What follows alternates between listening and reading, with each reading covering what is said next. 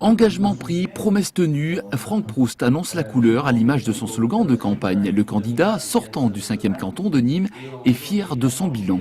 Ce canton est en pleine mutation. Il y a l'arrivée du TCSP, il y a une révision du PLU en termes d'urbanisme. On voit que depuis 7 ans, ce canton a peut-être subi la plus grande mutation avec les extensions par le sud, la création d'une école, d'une infrastructure comme la piscine, un appareil commercial qui s'est développé encore au sud. Franck Proust ne compte pas rester les bras croisés. Le premier adjoint au maire de Nîmes sera bien candidat à sa propre succession en mars prochain. Il reste 3 ans puisque ce mandat va courir jusqu'en 2014, jusqu'à la réforme des collectivités territoriales. On sait que sur ces 3 ans, il va se passer encore énormément de choses.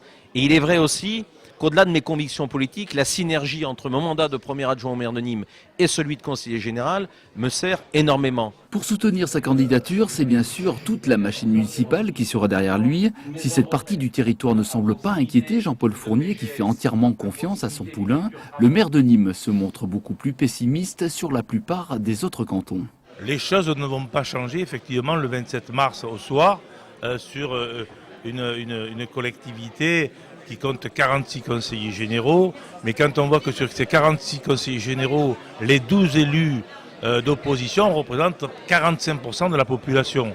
Donc c'est dire qu'il y a un décalage complet, effectivement, et tout ça va être remis en cause en 2014. En attendant 2014, les électeurs sont appelés aux urnes dans 60 jours pour renouveler la moitié des conseillers généraux.